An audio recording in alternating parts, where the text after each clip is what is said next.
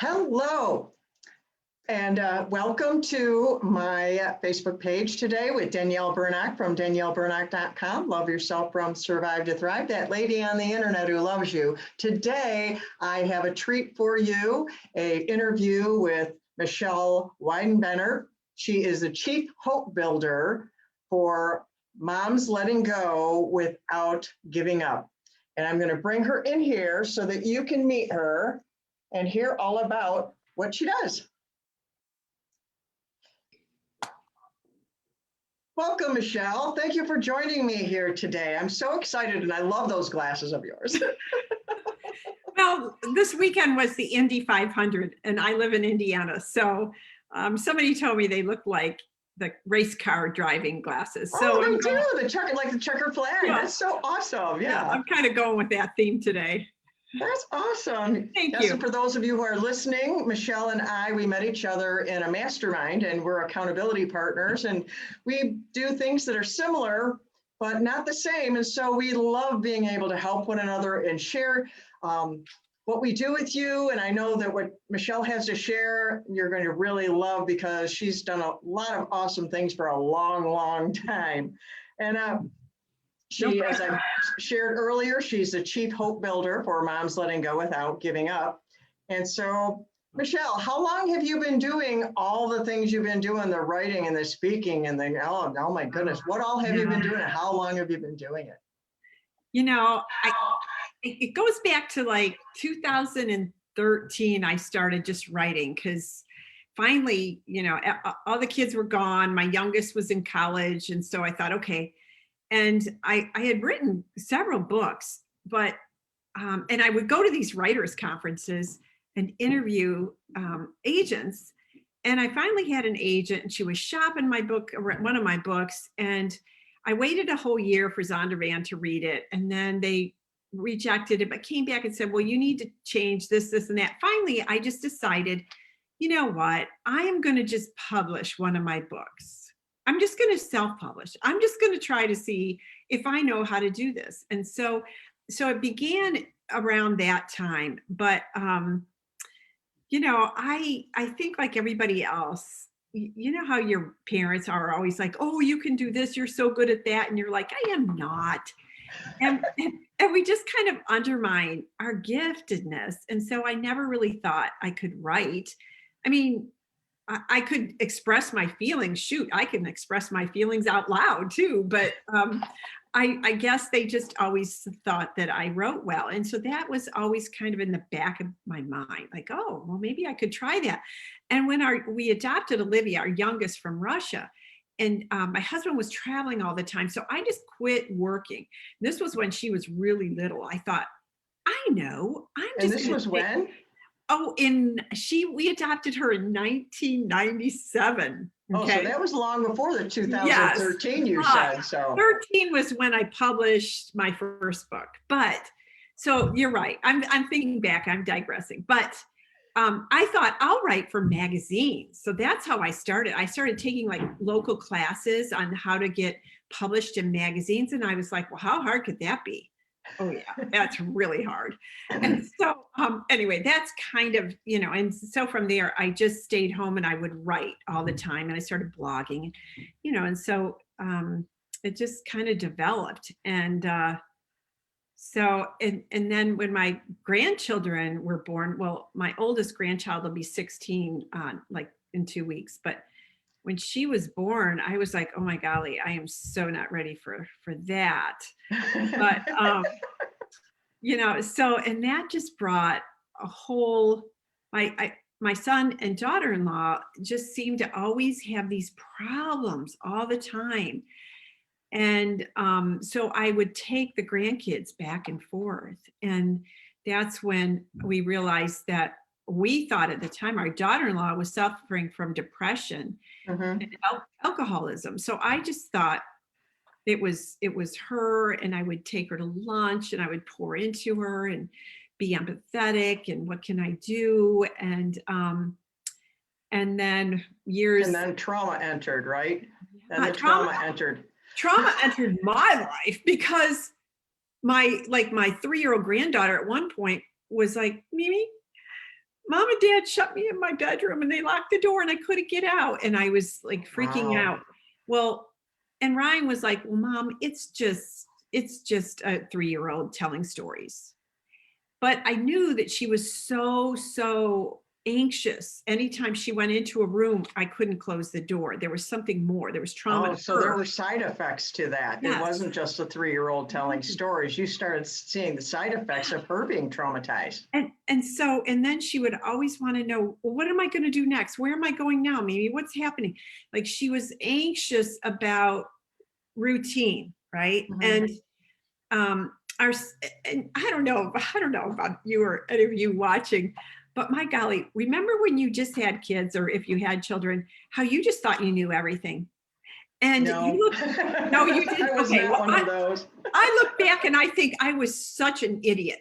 So I, I kept thinking, well, they're just, maybe they inadvertently locked the door, or maybe they were having an intimate moment. Maybe she's exaggerating. I mean, you always want to give them the benefit of the doubt, Right. right? And I knew that they would like go outside and smoke cigarettes. And so maybe they didn't hear her. And I mean, but that was the beginning of like always dysfunction, all this dysfunction. Like they would bring her overnight and go party. And finally, years later, we realized just how bad the problem was. And Where they in the were, timeline was that? gosh, you know what? Addie was born in 2010, and they had moved, our son and daughter had moved away. And we had said, he got a great job, and she was in nursing school and so close to being done. And we were like, you know what? This is so good. You guys moved. They moved a state away. And we were like, you're going to figure it out. Nobody's going to be here to help you, like, or Mhm. enable you, right? This is Right. really going to, like, you're going to really have to step up. Well, they fell apart. And Oh, yeah, things got really bad. And at the time, I didn't know it, but I know it now that they had become addicted to opioids. oh, wow. And from there, it was heroin. And from then, it was meth. Oh, And wow. yeah, and so it was a long up and down. But me, like I'm this encourager, cheerleader, like, okay, well, just quit doing that. Oh, that must have really hacked you and Oh, thrown you oh off my God. kilter from your everyday life. Here you're working on these books, you're doing this other stuff, and then all of a sudden they move away and then the bottom falls out. I mean, how Yeah. long were you like Okay. out of So sync or hacked? yeah, Danielle, you know something about trauma, and I can look back now and see how bad I was hacked. And by that, I just mean like totally taken out of my purpose, my comfort zone, boundaries. I was always like very good with boundaries, but I was like, ooh, these children, these grandchildren aren't safe. And so, where is that line? And how much do I meddle? Like, do I get involved? Yeah. No, it's their problem. Is it? I mean, am I supposed? So, there was all that. But so what happened was like, I started writing books that had elements of my life in it. And I think it was therapeutic because I got to to express deeply how I was feeling. And so this book, Cash a Predator. So this book was born out of like the dysfunction, the idea of having a dysfunctional family and being worried about a little child in the scenario. And so Wow. it's a geocaching mystery. It has nothing to do with like my situation or at the time, but it was just a way to research and then make a story out of it. And I then like like a way for you to like recover yourself and recover your creativity, but channel your yeah, pain into that at the same time, kind of like we had talked in the Pain into Purpose before. yeah, yeah, yeah, exactly. And then when Alana, she's a 16-year-old now, when she was 7, she came to live with us for a little while. Mom was in recovery and dad was trying to get help too. And um, I decided to write a children's chapter book series with her. And Oh, wow. so she helped me create the character's name, what she looked like, parts of the story. And I think I've got like That's 5 different. awesome. Yeah. And it was all about this 7-year-old girl. It was kind of like the Junie B. Jones in the modern world. Like, and so she's really quite the child. And she goes to live with her eccentric grandma with pink hair. And she has a pink barn and she has horses. And it's funny and kids laugh. And but Eclair, Emily Claire is her name. Eclair lives with this eccentric grandmother because her parents are sick and you never really know why, where they are. I don't bring that up, but do you know, like there's millions of grandparents raising grandkids. Oh, So, yeah. um, Yeah. so anyway, yeah, I have some more books. I have one right now in my Scrivener file to write on that. It's called Eclair Joins the Water Ski Team. Oh, So, wow. yeah, because the girls are on the water ski team. So again, I'm just kind of taking what we know and moving that Yeah, along. so that's how you've taken ownership of your life back to thrive because you're thriving now and you're doing so many new Oh, things now. Well, I didn't say perfect. No life is perfect. But if no, you look back at what it was like before, back in the middle of all of that, compared to where you're at now, you thank took you. ownership. You grabbed a hold of this creativity and channeled that through. And it's so Well, exciting. And I want to share with whoever's listening and watching today to find a way to grab a hold of whatever you're going through and channel that out in a way that's constructive, whether it's writing or journaling or a craft or a hobby, whatever it is, but to take ownership with that by aiming that pain into something. yeah, where there's pain, there's purpose, and such a believer of that. Some of my friends are always like, Michelle, you're way too purposeful. Like, can't you just go to lunch just to have a good time? And I'm like, oh, all right, I will. And then Okay, I'm my purpose will be to have a good time. yeah, there you go. No, but I'm so driven, I guess, because I just feel like, I feel very blessed. I'm I'm a person of faith, and I just believe that God gave me certain gifts, and it's up Oh, to yeah. me to use them to build up the kingdom. So I took the Strengths Finders test the other day. I don't know if any of you have ever taken that, but I strongly encourage you. There's a free online one. There are 100 questions, but at the top of that was optimist. And so I kind of take my pain and try to always look at gratitude in something, even though it's oftentimes really, really hard. Because I mean, where's the optimism when you see, like, our son and daughter-in-law were homeless, they were emaciated, we had obtained legal guardianship of the kids, they were they had lost their jobs, and they had been in and out of jail. And I thought that they would either end up in jail for the rest of their lives or they would die. And that was my greatest Wow. fear. Yeah. Over 150 people are dying a day of overdoses. And it's an epidemic that, doesn't get all the buzz because, a lot of people feel that addiction is a moral failure, parenting flaw. And I'm here to say, no, it's not. No, But there's a reason that people get into that. In fact, there's multiple reasons, but one reason is trauma. A lot of time it's trauma, not always, but a lot of time it's trauma because they're just trying to feel better. yeah. And then one thing leads to another, to another, to another, and then they're down the road going, what the heck just happened to me? And they don't understand because they weren't paying attention. They're just trying to stop hurting so bad. Yeah. And sometimes I think it does, like I could say with my son, like he was raised in a family, my husband's side, they would just have beer, they would get together, they would laugh, they would have a good time. And I think growing up, he thought, wow, these people get really funny when they drink, right? And so there was this positive stigma. I'm going to try that because he was kind of introverted. And I think what happens is when they first try drugs or alcohol, it is maybe to fit in, or it's to have fun, it's just social. But at some point, the brain changes, the whole brain. And then to their brain, it's like survival. They have their brain. Ryan would tell me now, they are over 2 years in recovery right now. Yay! Yay! I know our grandkids are transitioning back, living with them, and I'm getting my life back. And oh my goodness, I'm on fire to keep serving in this ministry. So I serve moms of addicted loved ones who just can't heal from the guilt, the shame, the chaos. And I've built like these communities where they can come and they can talk and feel safe.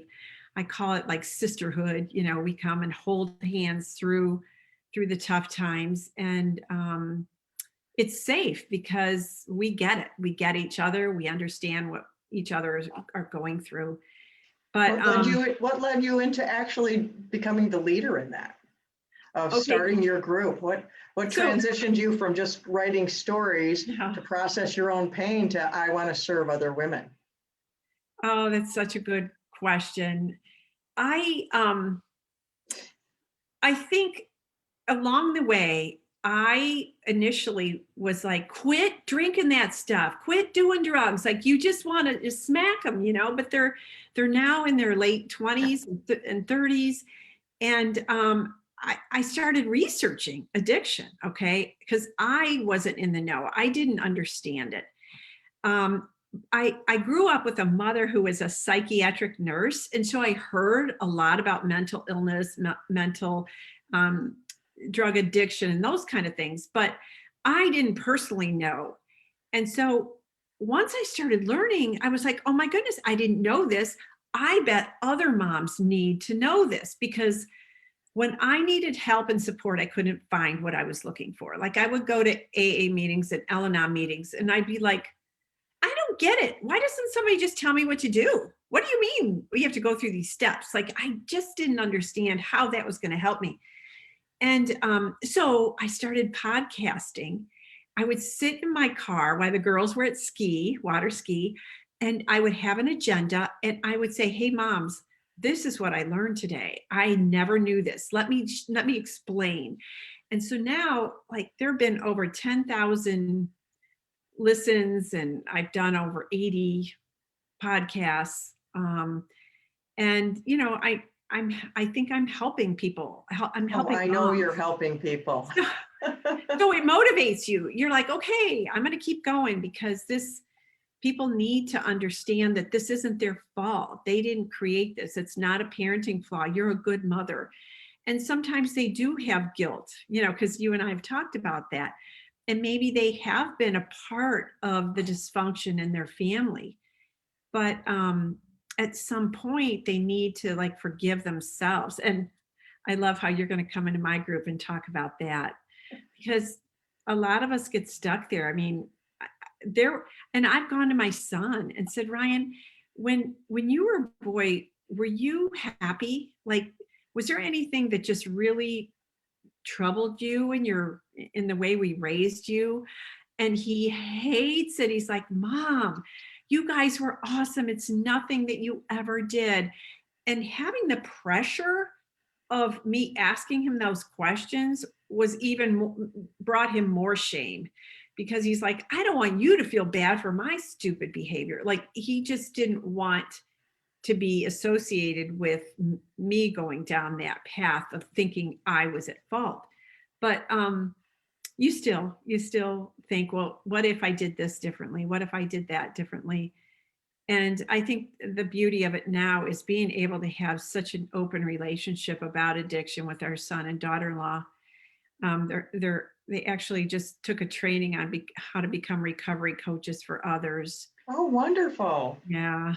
I don't know. It's their journey. I don't push them, because that's sometimes recovering addicts could get into that too soon, and they're not stable enough to do that. So it's their journey, and I try to keep their journey separate from mine. My journey is enough to handle. Yeah. And what are you working on now? You have a new project going, don't you? I do. So in my support, thanks for asking. In my support group, I established this other tier for moms to come into my program and be a part of a tribe. And in that, we have weekly support meetings, coaching meetings, Bible studies, and we're writing a book together. And it is called Unhackable Moms of Addicts, closing the gap between havoc and hope. So, Wonderful. yeah, so it's so cool because, you know, every single one of us has a story, and our stories matter. And it's a way for them to share how they were before, when they were in the throes of chaos and havoc in their lives, and how they are now transforming into women who are becoming so strong that they're able to let go of the pain, but put purpose in their pain. So they're doing things in their communities then that are changing their jails. Wow. They're homeless, so that these moms know, well, I can't help my addicted loved one because he's in the throes of addiction, but I can help this group over here, and it's going to help me understand what my child's going through. Right. So And anyway, it's like what you had said, what we said at the beginning about channeling that pain into something. It's giving them something productive to do with it. yeah, yeah, it's sad. I mean, some days it's pretty sad. We had one mom, the two moms in my group this weekend, their sons relapsed, and they drank. And so one had, one had been over a year sober.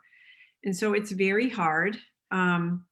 But we just gather together on Zoom calls. But, I mean, we kind of hold each other and feel for each other, support, encourage. So it's healthy, it's helpful. And it's even sometimes moms lose their kids, don't they, Oh yeah. in your group? And then you're there for them in that way. Yeah. And it like It's not what we want. no, no. But what's interesting is that some of my most supportive moms it's a private Facebook group. Anybody can join it if you want to come. It's just called Moms Letting Go. But I have moms in there who have already lost their children, and they, even after that, stay in the group and they encourage other moms. They share their stories, and they are showing how they are doing something in the addiction world, in their communities Right. or beyond, for the sake of their child, because their child's Right. life mattered. And it's to Yeah, I wanted to continue. share that part too, because you help moms of addicted loved ones that are struggling, but you also help those who have suffered the greatest loss. And so I wanted to make sure that was spoken out there for anyone who wants to connect with Michelle, that, any way that this has touched you, even if it wasn't your own child, maybe it was your grandchild, maybe it was a cousin, maybe it was a nephew, maybe it was a friend or something. But, if this group speaks to you, then reach out to Michelle. Michelle, how can people connect with you? Okay, so if it's a little book, it's a paperback, and it's kind of in a journal format, And what's but it it's called? Moms Letting Go Without Giving Up: 7 Steps to Self-Recovery. And so they can download the free ebook at momslettinggo.com, and check your spam folder, because for some reason it always goes to spam. And from there, it'll take you to a mini course. And so if you want to, accelerate your healing recovery, you can take that course, but you don't need to. It will be, I promise, that book, the ebook will at least be somewhere in your email that you used. You can also get it though at Barnes and Noble and Amazon if you want a paperback copy. But so once you get the book, it's kind of plugged into the Facebook group. So one leads to the other, and you'll be connected to me. And I call myself the chief hope builder. So I will just start pouring hope into your life, as well as the other moms in the group. So I hope you'll join us. Yeah. Oh, well, thank you for being with us today, Michelle. I really enjoyed this talk, and I know that this is going to help a lot of people. And so I will Yeah. just talk to you again in a minute, okay? All right. God bless. Bye. So everyone, thank you so much for being with us today. Thank you for listening to my friend Michelle. And if this speaks to you, please connect with her. And if it speaks to someone you know, please share what you're watching or listening to now with someone else that can help, because there are so many people suffering out there. Addiction is a huge problem, and having support in the process is really important. So thank you again for being here today with Danielle Burnock from danielleburnock.com. Love yourself from Survive to Thrive, that lady on the internet. Until next time, I love you.